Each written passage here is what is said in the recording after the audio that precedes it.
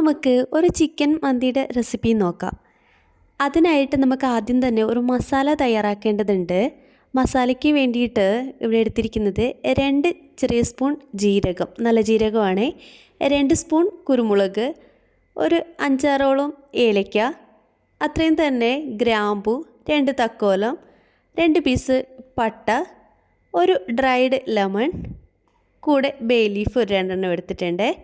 നമ്മൾ ഇത് ഒന്ന് വറുത്ത് പൊടിക്കേണ്ടതായിട്ടുണ്ട്. അതിനായിട്ട്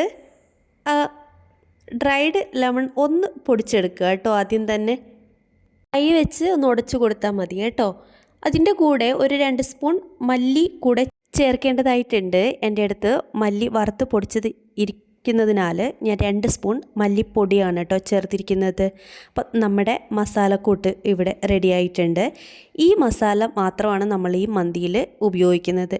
ഈ മസാലയിൽ നിന്ന് നമ്മൾ 2 സ്പൂൺ മസാല മാറ്റി വെക്കുന്നുണ്ട് കേട്ടോ. ഇത് പിന്നെ ചോറിനായിട്ട് നമ്മൾ എടുക്കുന്നുണ്ട്. നമ്മളിവിടെ തയ്യാറാക്കുന്നത് ഒരു 6 പീസ് ചിക്കൻ വെച്ചിട്ടുള്ള മന്തിയാണ് കേട്ടോ. അപ്പോൾ മന്തി പീസ് നമ്മൾ ചിക്കൻ ഇവിടെ പീസ് റെഡിയാക്കി വെച്ചിട്ടുണ്ട്. നമ്മൾ ഈ മസാലയിലേക്ക് ഇനി 2 സ്പൂൺ മുളക് പൊടിയാണ്, ഞാനിവിടെ കാശ്മീരി മുളക് പൊടി നല്ല മുളക് പൊടിയും മിക്സ് ആക്കിയിട്ടുള്ള പൊടിയാണ് കേട്ടോ ചേർത്തിരിക്കുന്നത്. ഇതൊരു 2 സ്പൂണാണ് നമ്മളിതിലേക്ക് ചേർത്തിരിക്കുന്നത്. ഇനി നമുക്ക് ഈ ഒരു മസാലക്കൂട്ടിലേക്ക് ഞാനിവിടെ ഉപയോഗിച്ചിരിക്കുന്നത് സൺഫ്ലവർ ഓയിലാണ്. വെളിച്ചെണ്ണയ്ക്ക് പകരം സൺഫ്ലവർ ഓയിൽ അല്ലെങ്കിൽ ഒലിവ് ഓയിലൊക്കെയാണ് നമ്മളിവിടെ ഉപയോഗിക്കുന്നത്. അപ്പോൾ ഈ സൺഫ്ലവർ ഓയിൽ വെച്ചിട്ട് നമ്മൾ ഇതിനെ നന്നായിട്ടൊന്ന് മിക്സാക്കി എടുക്കുന്നുണ്ട്. ഇനി ഈ മസാലയിൽ നിന്ന് വീണ്ടും ഒരു 2 സ്പൂണ് നമ്മൾ മാറ്റി വയ്ക്കുന്നുണ്ട്. അതിനുശേഷം നമ്മൾ ബാക്കി ഉള്ള മസാല വെച്ചിട്ടാണ് ചിക്കൻ മാഗ്നേറ്റ് ചെയ്തെടുക്കുന്നത്. അതിനായിട്ട് ചിക്കനിലേക്ക് ആദ്യം തന്നെ മാഗി ക്യൂബാണ് കേട്ടോ ചേർത്തിരിക്കുന്നത്. ചിക്കൻ സ്റ്റോക്കാണ്. അപ്പോൾ ഇതിലേക്ക് ഞാൻ ഉപയോഗിച്ചിരിക്കുന്നത് 2 പാക്കും, അതായത് ഒരു 2 എണ്ണം, അതിനകത്ത് ഒരു പാക്കിൽ 2 എണ്ണമാണ് നമുക്ക് കിട്ടുന്നത്. അപ്പോൾ അങ്ങനെ 3 എണ്ണമാണ് ഞാനിവിടെ ഉപയോഗിച്ചിരിക്കുന്നത്. ആ മാഗി ക്യൂബ് ആദ്യം തന്നെ നന്നായിട്ട് പൊടിച്ച് അതിനകത്തേക്ക് ചേർക്കുന്നുണ്ട്. കൂടെ തന്നെ ആവശ്യത്തിനുള്ള ഉപ്പ് പൊടി കൂടെ ചേർക്കുന്നുണ്ട്. ശേഷം നമ്മൾ എടുത്തു വെച്ചിരിക്കുന്ന മസാലക്കൂട്ട് നമ്മുടെ ചിക്കനിലേക്ക് നന്നായി തേച്ച് പിടിപ്പിച്ച് അതിലേക്ക് ഒരു നാരങ്ങയുടെ നീര് കൂടെ ചേർക്കുന്നുണ്ട്.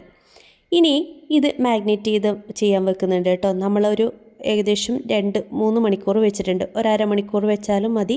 എത്രത്തോളം വെക്കുന്നോ അത്രത്തോളം മസാല ചിക്കനിലേക്ക് പിടിച്ചിരിക്കും. ചിക്കൻ നമ്മൾ ഒന്ന് ആവിയിൽ വേവിച്ചെടുക്കുകയാണ്. അതിനായിട്ട് അടിയിലത്തെ പാത്രത്തിൽ വെള്ളം വെച്ചിട്ടുണ്ട്. മുകളിലേക്ക് നമ്മൾ ചിക്കൻ ഇങ്ങനെ നിരത്തി വെച്ച് കൊടുക്കുന്നുണ്ട്. ഇത് നമ്മളൊരു 40 മിനിറ്റാണ് ഇതേപോലെ ആവിയിൽ വെച്ച് വേവിച്ചെടുക്കുന്നത്. ഒരു 20 മിനിറ്റ് കഴിയുമ്പോൾ നമ്മൾ ഈ ചിക്കൻ ഒന്ന് തിരിച്ചിട്ട് കൊടുക്കണം. അടുത്ത 20 മിനിറ്റിൽ മറുപുറവും നന്നായിട്ട് വേവിച്ചിട്ട് നമ്മളൊരു 40 മിനിറ്റോളം ആവിയിൽ വേവിച്ചെടുക്കുക. വേവിക്കുമ്പോൾ ശ്രദ്ധിക്കേണ്ട കാര്യം, ഈ വേവിക്കുമ്പോൾ നമ്മൾ അടിയിലത്തെ പാത്രത്തിലെ ആ വെള്ളം നമ്മൾ കളയാൻ പാടില്ല. അത് പിന്നീട് അരി വേവിക്കുന്ന സമയത്ത് നമുക്ക് ആവശ്യമായിട്ട് വരാം. ഈ സമയത്ത് നമ്മൾ ഒരു വലിയ സവാള, ഒരു 10-20ഓളം വെളുത്തുള്ളി, ഒരു ക്യാപ്സിക്കം ഇതുപോലെ ചെറുതായി അരിഞ്ഞു വെക്കാം. ഇത് നമ്മൾ ചോറിനായിട്ടാണ് എടുക്കുന്നത്. നമ്മുടെ ചിക്കൻ ആവിയിൽ വെന്ത് വന്നിട്ടുണ്ട്. ഇനി ഈ ചിക്കനെ നമുക്ക് ചെറുതായി ഒന്ന് വറുത്തെടുക്കാം. അതിനായിട്ട് ഒരു പാൻ വെച്ചിട്ടുണ്ട്. ഈ പാനിൽ തന്നെയാണ് നമ്മൾ ചോറ് ഇനി തയ്യാറാക്കാൻ പോകുന്നത് കേട്ടോ. നമ്മൾ അതിന് മുമ്പായിട്ട് ഈ ചിക്കനിൽ നമ്മൾ ആദ്യം മാറ്റി വെച്ചിരിക്കുന്ന 2 സ്പൂൺ മസാല കൂട്ട് മാറ്റി വെച്ചിട്ടില്ലേ, അതുകൂടെ ഒന്ന് പുറത്ത് തേച്ച് കൊടുക്കുന്നത്, നന്നായി തേച്ച് പിടിപ്പിക്കുന്നുണ്ട് കേട്ടോ. എന്നിട്ടാണ് നമ്മളിതിനെ വറുത്തെടുക്കുന്നത്. വറുത്തെടുക്കുമ്പോൾ നമ്മൾ എണ്ണ ഒരുപാട് ഉപയോഗിക്കുന്നില്ല കേട്ടോ. ഇത്രയും എണ്ണ മാത്രമേ ഉപയോഗിക്കുന്നുള്ളൂ. ഞാൻ അതിലേക്ക് നമ്മുടെ ചിക്കൻ എടുത്ത് വെച്ചിട്ടുണ്ട്. ആ സമയത്ത് തന്നെ ഞാൻ അരി കുതിർത്തിട്ടുണ്ട് കേട്ടോ. 4 ഗ്ലാസ് അരിയാണ് ഞാനിവിടെ എടുത്തിട്ടുള്ളത്. നമ്മളെ മന്തിയുടെ റൈസാണ് കേട്ടോ എടുത്തിട്ടുള്ളത്. ഈ സമയത്ത് നമ്മൾ ചിക്കൻ ഒന്ന് തിരിച്ചിട്ട് കൊടുക്കുന്നുണ്ട്. പുറം മാത്രം ഒന്ന് മൊരിഞ്ഞ് കിട്ടിയാൽ മതി. ഒരുപാട് ഫ്രൈ ആവാനായിട്ട് വെക്കേണ്ട ആവശ്യമില്ല.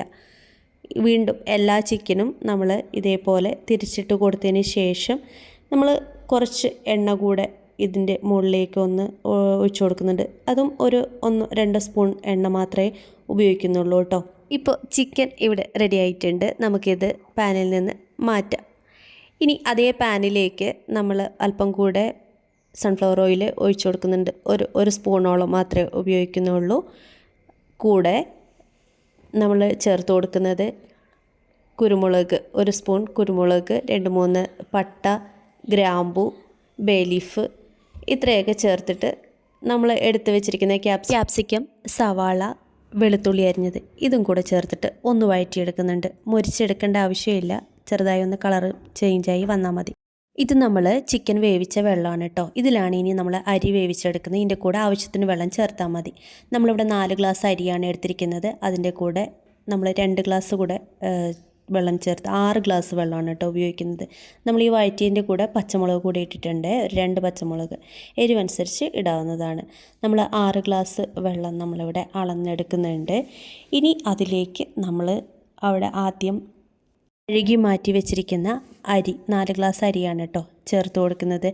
അരിയുടെ വേവ് അനുസരിച്ച് വെള്ളത്തിൻ്റെ അളവ് കൂടിയും കുറഞ്ഞ ഇരിക്കും. നമ്മളിവിടെ എടുക്കുന്ന അരിയുടെ ടൈപ്പ് പോലെ ഇരിക്കും. ഇനി അതിലേക്ക് ഒരു അരമുറി നാരങ്ങയാണ്, ചെറുനാരങ്ങയാണ് കേട്ടോ പിഴിഞ്ഞ് ചേർക്കുന്നത്. അതുകൂടി ചേർത്ത് നമ്മൾ കഴുകി മാറ്റി വെച്ചിരിക്കുന്ന അരിയാണ് ചേർത്ത് കൊടുക്കുന്നത്. ഇതിൻ്റെ കൂടെ ഞാൻ ചേർത്തിട്ടുള്ളത് ആദ്യം നമ്മൾ മാറ്റി വെച്ച 2 സ്പൂൺ മസാലപ്പൊടി അതുകൂടെ ചേർത്തിട്ട് നന്നായിട്ട് വേവിച്ചെടുക്കാം. അടച്ച് വെച്ച് ഒരു അരമണിക്കൂറോളം വേവിച്ചെടുത്തിട്ടുണ്ട് കേട്ടോ. വെന്ത ശേഷം നമുക്കിതിലേക്ക് കളർ ആഡ് ചെയ്ത് കൊടുക്കാം. ഇത് തികച്ചും ഓപ്ഷണലാണ്. ഞാനിവിടെ കളർ അധികം വേണ്ടാത്തതുകൊണ്ട് അല്പം വെള്ളത്തിലാണ് കേട്ടോ മിക്സ് ചെയ്തിട്ട് ചേർത്ത് കൊടുക്കുന്നത്.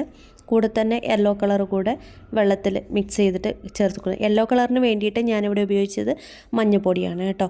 ഇത് കൂടെ ചേർത്തതിന് ശേഷം നമ്മൾ പച്ചമുളക് എടുത്തിട്ട് അത് ഇതേപോലെ ഒന്ന് കുത്തി വെക്കുന്നുണ്ട് കേട്ടോ. ഇതിൻ്റെ 3-4 വശങ്ങളിലായിട്ട് 2-3 പച്ചമുളക് കൂടെ ഇതേപോലെ ഇങ്ങനെ കുത്തി വെക്കുന്നുണ്ട്. അതിനുശേഷം നമ്മൾ ഫ്രൈ ചെയ്ത് മാറ്റി വെച്ചിരിക്കുന്ന ചിക്കൻ പീസാണ് കേട്ടോ ഇതിലേക്ക് ഇതേപോലെ വെച്ച് കൊടുക്കുന്നത്. അതും കഴിഞ്ഞ ശേഷം ഒന്ന് നമ്മൾ അടച്ച് വെച്ച് ഒരു 5-10 മിനിറ്റോളം വേവിച്ചെടുക്കുക.